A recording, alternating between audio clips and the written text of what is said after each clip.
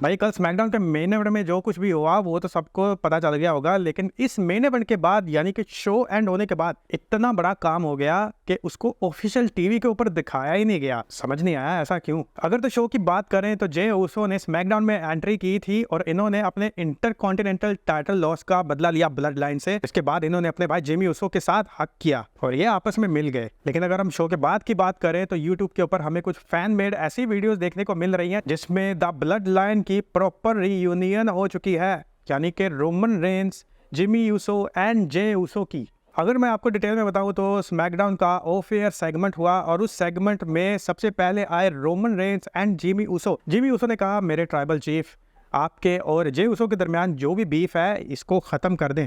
अगर तो हम एक जान होके कल क्राउन ज्वेल में नहीं लड़ेंगे तो हार जाएंगे। फिर रोमन रेंस कुछ बोलने ही वाले थे कि जे ऊसो का म्यूजिक बज गया। जे ऊसो ने रोमन रेंस को कहा कि तुमने हमारे साथ जो कुछ किया था वो मुझे अभी भी याद है, लेकिन आज फिर भी मैंने अपने आप को शो किया है and this is what a family does. अगर तो तुम चाहते हो कि हम सब एक रहे तो हम सब बराबर हैं। अगर तुमने मुझे आगे चल के ज़रा भी डिसरिस्पेक्ट किया तो समझो मैं गया। यानी जे ऊसो ने अपनी सारी शर्तें रोमन रेंस के आगे रख दी थी और फिर रोमन रेंस ने माइक पकड़ा और कह दिया ईट। और रोमन रेंस के इस सीट के बाद पूरे क्राउड में चीयर देखने को मिला। इसके बाद देखने को मिलता है कि जिमी यूसो हवा में अपनी फिंगर रेस कर देते हैं और फिर जे ऊसो और रोमन रेंस को भी कहते हैं कि वो भी ज्वाइन करे। फिर बड़ा मोमेंट आता है जब जे ऊसो भी अपनी फिंगर हवा में रेस कर देते हैं और ये ब्लड लाइन यूनियन तब कंप्लीट होती है जब रोमन रेंस भी सेम कर देते हैं, यानी तीनों मेंबर्स हवा में अपनी फिंगर रेस कर देते हैं और क्राउड में जो माहौल था वो देखने लायक था। यानी ओजी ब्लड लाइन की ऑफिशियल रीयूनियन हो चुकी है, लेकिन समझ से बात है कि क्यों WWE ने इसको टीवी के ऊपर कवर नहीं किया। खैर जो भी है ये आने वाले स्मैकडाउन में एक्सप्लेन हो जाएगा।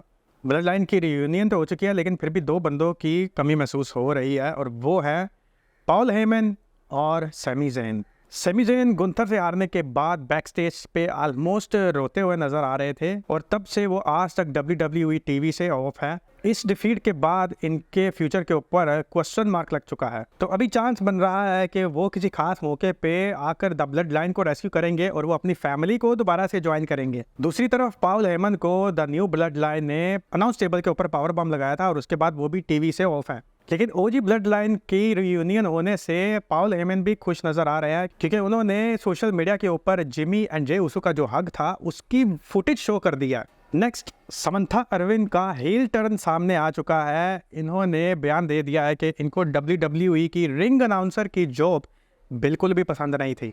इन्होंने कहा कि WWE ने मुझे कोई और जॉब दी ही नहीं, इसलिए मुझे मजबूरी में ये जॉब करना पड़ी। तो थैंक गॉड मेरा हस्बैंड मिलियनेयर है, इसलिए मुझे किसी भी जॉब की ज़रूरत ही नहीं।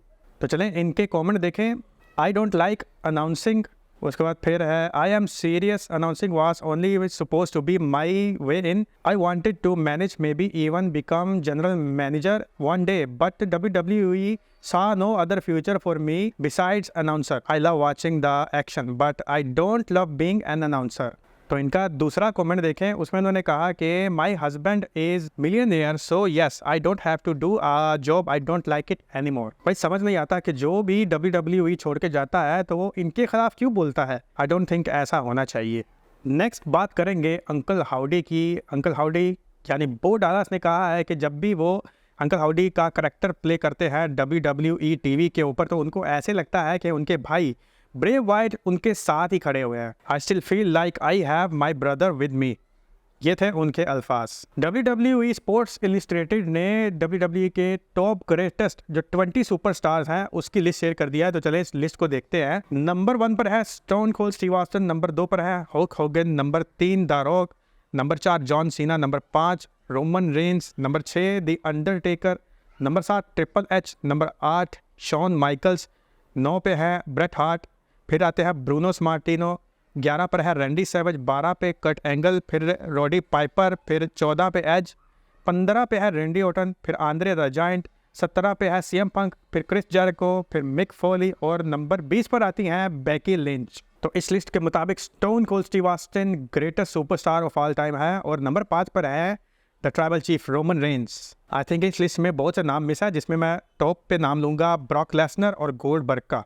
ये नाम तो इसमें है ही नहीं। आई थिंक इस लिस्ट को ठीक करने की ज़रूरत है। तो ये था आज का video and special thanks to Mark Russell who is regular commentator on this channel. Thanks for your support. मिलते हैं अगले वीडियो में। See you next time.